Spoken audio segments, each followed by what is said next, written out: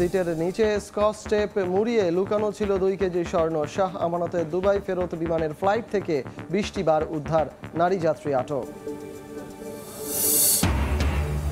এবং অন্তর্বর্তী সরকার দায়িত্ব নেয়ার পর ভারত থেকে এলো চালের প্রথম চালান। দ্রুতই শুরু হবে খালাস, ঊর্ধ্বমুখী বাজারে ইতিবাচক প্রভাবের আশা।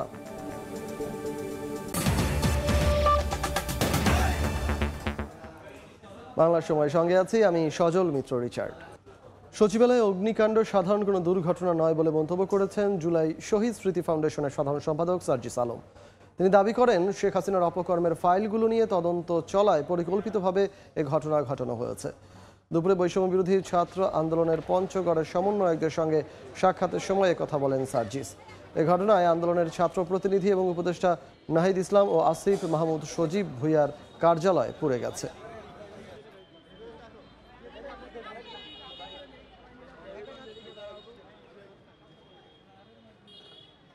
সচিবালয়ে যেভাবে আগুন লেগেছে এবং এটার ধরন যেমন, অবস্থান যেমন, এটা কখনোই সাধারণভাবে বা ন্যাচারালি বা কোনো দুর্ঘটনাবশত কোনো আগুন হতে পারে না। খুনি শেখ হাসিনার সময়ে যারা বিভিন্ন দালাল ছিল, বিভিন্ন অন্যায় অপকর্ম দুর্নীতি ছিল, এগুলোর যে ফাইলগুলো, এই ফাইলগুলো যখন তারা বিভিন্নভাবে এগুলো নিয়ে তদন্ত করছিল, এই ফাইলগুলো সংরক্ষণ করছিল বিচারের জন্য, ঠিক তখনই এই সচিবালয় এরকম একটি প্ল্যান করে এরকম অগ্নিকাণ্ড ঘটনা হয়েছে। ভারত থেকে চোখ রাঙিয়ে আর বাংলাদেশ শাসন করা যাবে না উল্লেখ করে জামায়াতে ইসলামের আমির ডাক্তার শফিকুর রহমান বলেছেন, দেশের মানুষ প্রতিবাদের সাহস সঞ্চয় করেছে। সকালে খুলনার পাইকগাছায় গদাইপুর ফুটবল ময়দানে এক পথসভায় তিনি কথা বলেন। দিল্লিতে বসে স্বৈরাচারী শেখ হাসিনা ও তাদের দোসররা ষড়যন্ত্র করছে অভিযোগ করে আমির সবাইকে একসঙ্গে তা প্রতিহতের আহ্বান জানান। এ সময় তিনি বিডিআর হত্যা সহ সব হত্যা ও গুমের বিচার দাবি জানান। বলেন, বৈষম্যহীন বাংলাদেশ গড়তে যুব সমাজের হাতে নেতৃত্ব তুলে দিতে হবে।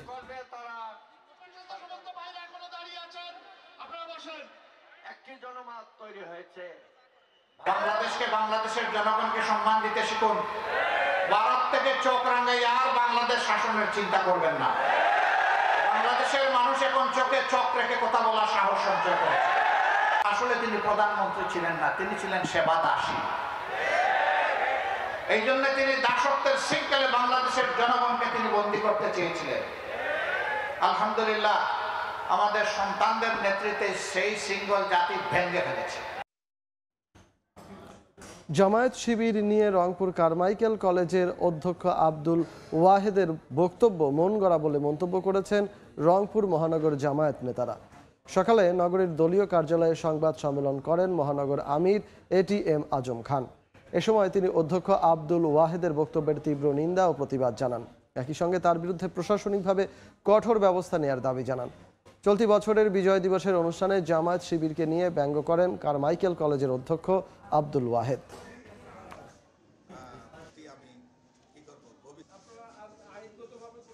বৈষম্য বিরোধী ছাত্র আন্দোলনের স্বীকৃতিকেও তিনি অস্বীকার করেছেন। আসলে প্রকৃতপক্ষে 1971 সালের মহান স্বাধীনতার যুদ্ধ, এটা বাংলাদেশে যারা বসবাস করে, বাংলাদেশের মাটি মানুষ, এটা কখনো অস্বীকার করার সুযোগ কারো নেই। এটার সাথে বাংলাদেশ জামাতে ইসলামী একত্রতা ঘোষণা করে। আসন্ন জাতীয় সংসদ নির্বাচনে EVM থাকছে না বলে জানিয়েছেন নির্বাচন ব্যবস্থা সংস্কার কমিশনের প্রধান বদিউল আলম মজুমদার। দুপুরে রাজশাহী জেলা প্রশাসকের কার্যালয়ে নির্বাচন ব্যবস্থা বিষয়ক মতবিনিময় সভায় তিনি একথা বলেন। কারিগরি ত্রুটি থাকায় নির্বাচন প্রক্রিয়া স্বচ্ছ রাখতে EVM আর ব্যবহার করা হবে না বলে জানান তিনি। অতীতে যারাই নির্বাচন বিতর্কিত করেছে তাদের অবশ্যই শাস্তির আওতায় আনা উচিত, এজন্য কমিশন সুপারিশ করবে বলে জানান বদিউল আলম। মতবিনিময় সভায় বৈষম্য বিরোধী ছাত্র আন্দোলনের প্রতিনিধি সহ বিভিন্ন রাজনৈতিক, সামাজিক ও প্রশাসনের কর্মকর্তারা উপস্থিত ছিলেন।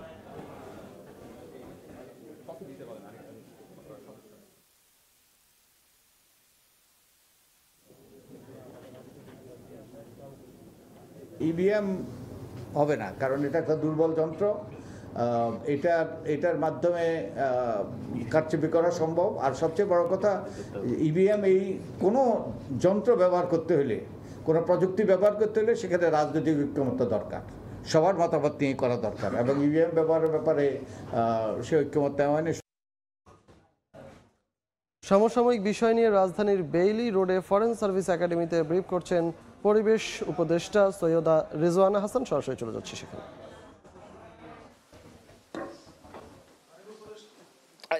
I stand corrected. আমার ফায়ার বলা উচিত ছিল, সেখানে হয়তো আমি বিস্ফোরণ শব্দটা বলে ফেলেছি, বাট ফায়ার। জি বল।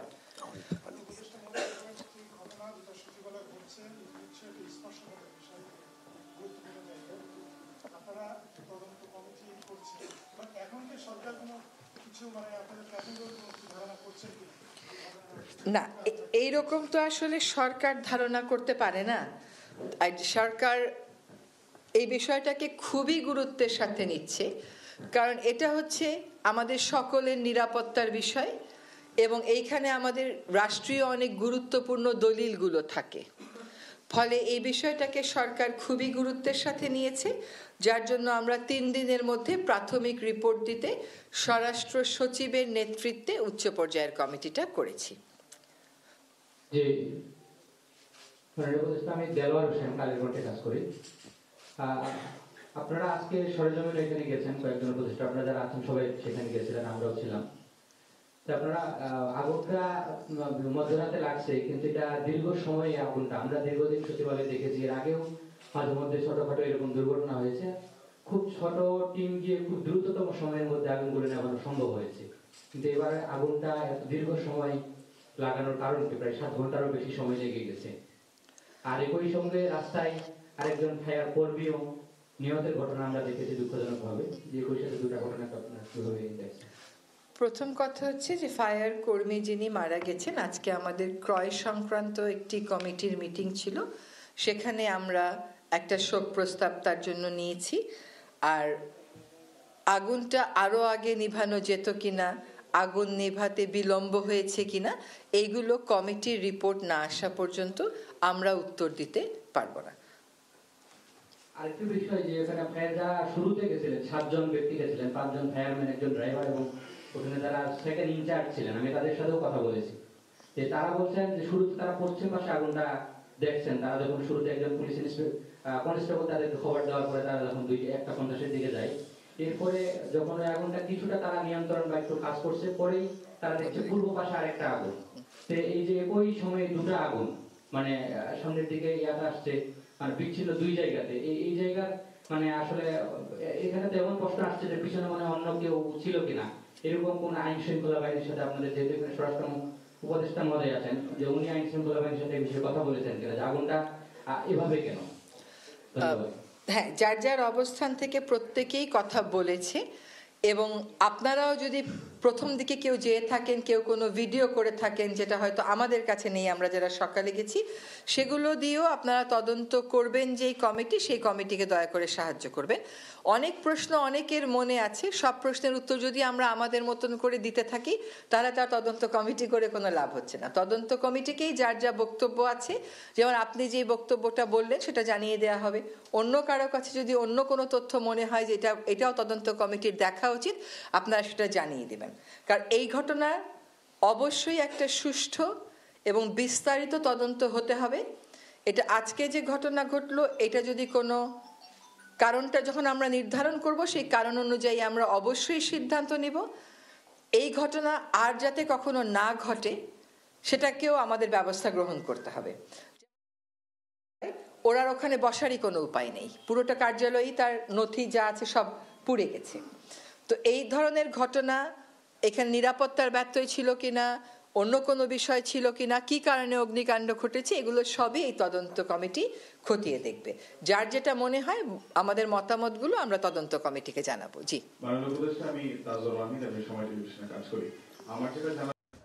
চট্টগ্রামের শাহ আমানত বিমানবন্দরে দুবাই ফেরত একটি ফ্লাইট থেকে 20টি স্বর্ণের বার উদ্ধার করেছে নিরাপত্তা বাহিনী। গ্রেফতার করা হয়েছে এক যাত্রীকে। সকালে এনএসআই বিমানবন্দরের নিরাপত্তা শাখা এবং শুল্ক গোয়েন্দা যৌথভাবে অভিযান চালায়। জব্দকৃত বারগুলোর ওজন 2 কেজি 33 গ্রাম। এনএসআই ও শুল্ক গোয়েন্দা জানায়, দুবাই থেকে আসা বিমান বাংলাদেশ এয়ারলাইন্স ফ্লাইটের ভেতরে তল্লাশি চালানো হয়। এ সময় যাত্রী আসনের নিচে প্লাস্টিক স্কচ টেপ দিয়ে মুড়িয়ে বিশেষ কায়দায় লুকিয়ে রাখা বার পাওয়া যায়। গ্রেপ্তার করা হয় আতিয়া সামিয়া নামের এক যাত্রীকে। তিনি দুবাইয়ে একটি স্বর্ণের দোকানে বিক্রয় কর্মকর্তা হিসেবে কাজ করেন। সামিয়ার বিরুদ্ধে নগরীর পতেঙ্গা থানায় মামলা হয়েছে।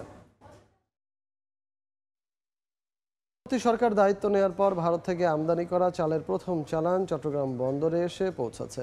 উন্মুক্ত আন্তর্জাতিক দরপত্রের মাধ্যমে আমদানি হওয়া প্রায় 24,500 টন চাল নিয়ে এমভি টার্নিস ড্রিম জাহাজটি সকালে বন্দরের জেটিতে নোঙর করে। চাল আমদানি হওয়ায় ঊর্ধ্বমুখী বাজারে সরবরাহ বাড়ার পাশাপাশি দামে ইতিবাচক প্রভাব পড়বে বলে আশা খাদ্য মন্ত্রণালয়ের। নূরজামাল আতিকের ক্যামেরায় বিস্তারিত জানাচ্ছেন ফেরদৌস লিপি। ভারত থেকে আমদানি করা 24,690 টন সেদ্ধ চাল নিয়ে বৃহস্পতিবার সকাল 10টার দিকে চট্টগ্রাম বন্দরের 11 নম্বর জেটিতে নোঙর করে এমভি টার্নিস ড্রিম জাহাজটি। এই সময় উপস্থিত ছিলেন খাদ্য মন্ত্রণালয় ও সংশ্লিষ্ট শিপিং এজেন্সির ঊর্ধ্বতন কর্মকর্তারা। কর্মকর্তারা জানান, চুক্তি অনুযায়ী ভারত থেকে আসবে 50,000 টন চাল। G2G চুক্তির আওতায় এই চাল আমদানি করা হয়েছে। যখন সরবরাহ বাড়বে তখন এটা স্বাভাবিক স্টেবল অবস্থায় ফিরে আসার কথা। তো আমরা যেহেতু সরবরাহ বাড়াচ্ছি, স্বাভাবিকভাবেই সেটা তো কমার কথা। আমদানি করা চালের নমুনা সংগ্রহের পর পাঠানো হয়েছে ভৌত পরীক্ষার জন্য। এই কাজ শেষে শুরু হবে খালাস প্রক্রিয়া। সাধারণত 2 দিন 2.5 দিনের মধ্যে পৌঁছে গেছে। ওখানে 22 তারিখে সেল করছিল। এটা গতকাল বিকাল 3টা 30 মিনিটে আসছিল। আমাদের আউটার অ্যাঙ্করেজে বি অ্যাঙ্করে আসছিল, মানে ব্রাভো অ্যাঙ্করে।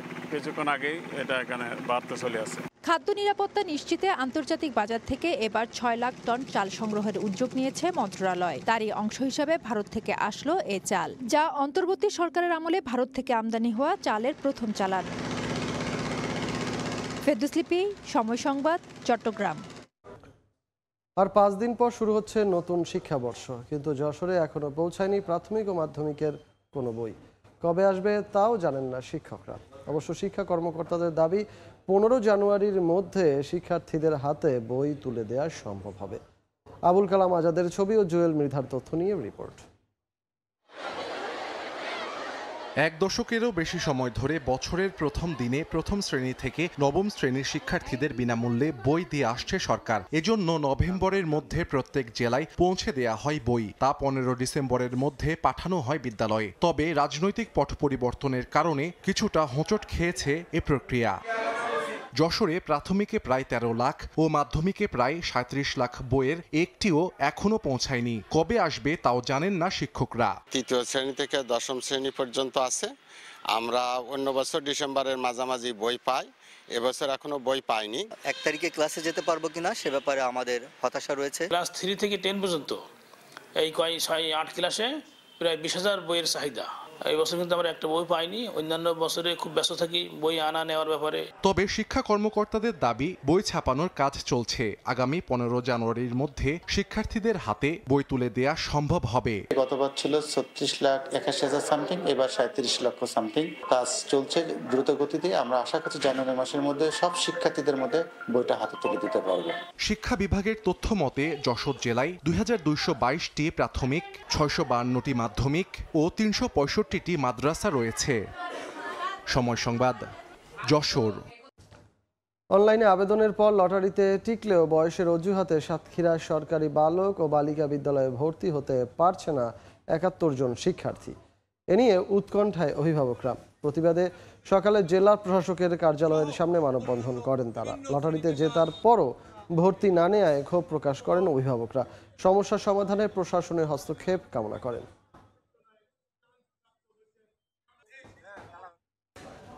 কিশোরগঞ্জে মাজারে ওরসের নামে অসামাজিক কার্যকলাপ বন্ধের দাবিতে মানববন্ধন করেছেন এলাকাবাসী। দুপুরে হোসেনপুরে উপজেলা পরিষদের সামনের সড়কে মানববন্ধন করা হয়। বক্তাদের অভিযোগ, মধ্য কুমুদি গ্রামে সপ্তাহব্যাপী ওরসের নামে মেলা, জুয়ারাসর, মাদকের আড্ডাসহ নানা অসামাজিক কার্যকলাপ হয়। এতে তরুণ প্রজন্ম বিপথে যাওয়ার পাশাপাশি সামাজিক অবক্ষয় ঘটে। বাংলার সময়। জনপ্রশাসন সংস্কার কমিশনের প্রস্তাবিত শিক্ষা ও স্বাস্থ্য ক্যাডার বিলুপ্তি সংক্রান্ত সুপারিশ প্রত্যাখ্যান এবং উপসচিব পদে সব ধরনের কোটা বাতিলের দাবিতে দেশের বিভিন্ন জেলায় মানববন্ধন করা হয়েছে। সকালে অনুষ্ঠিত কর্মসূচিতে বিভিন্ন সরকারি দপ্তর ও বিসিএস ক্যাডারে নিয়োগকৃত কর্মকর্তারা অংশ নেন। বক্তারা বলেন, প্রশাসনের সব স্তরে মেধাভিত্তিক নিয়োগের দাবি জানান। এছাড়া চিকিৎসা, শিক্ষা এবং কৃষি সহ সব মন্ত্রণালয় সংশ্লিষ্ট বিষয়ে বিসিএস ক্যাডারদের নিয়োগ ছাড়া অন্য বিষয়ে তাদের নিয়োগ পদোন্নতি পদ্ধতি বাতিলের দাবিও জানান। শীতার্ত মানুষকে সহায়তায় নারায়ণগঞ্জ ও খাগড়াছড়িতে শীতবস্ত্র বিতরণ করেছে সেনাবাহিনী। সকালে নারায়ণগঞ্জের রূপগঞ্জে সেনা পরিবার কল্যাণ সমিতির উদ্যোগে 2000 মানুষের মাঝে শীতবস্ত্র বিতরণ করা হয়। এগুলো দেওয়া হয় পূর্বাচল উপশহরের বিভিন্ন এলাকার দরিদ্র মানুষকে। এদিকে খাগড়াছড়ি ক্যান্টনমেন্ট পাবলিক স্কুল ও কলেজ মাঠে শীতার্তদের মাঝে শীতবস্ত্র বিতরণ করেছে সেনাবাহিনী। এ সময় রিজিয়ন কমান্ডার বলেন, অসহায় ও দুস্থ মানুষের কল্যাণে খাগড়াছড়ি রিজিয়ন সবসময় পাশে থাকবে। মৌলভীবাজারের শ্রীমঙ্গলে 1000 অসহায় পরিবারের মধ্যে শীতবস্ত্র বিতরণ করল ঢাকার নর্থ সাউথ ইউনিভার্সিটির সোশ্যাল সার্ভিসেস ক্লাব। দুপুরে সিন্দুর খান দক্ষিণ পাড় মেডিকেল মাঠে সুবিধাভোগীদের হাতে সহায়তা তুলে দেন শ্রীমঙ্গল সার্কেলের অতিরিক্ত পুলিশ সুপার আনিসুল হক। নর্থ সাউথ ইউনিভার্সিটির সোশ্যাল সার্ভিসেস ক্লাবের ফ্যাকাল্টি অ্যাডভাইজার মেজবাউল হাসান চৌধুরী সহ শিক্ষার্থীরা। শীতবস্ত্র বিতরণ শুধু অসহায় মানুষের প্রতি করুণা নয়, তাদের পাশে দাঁড়ানো সবার নৈতিক দায়িত্ব বলে বলেন তারা।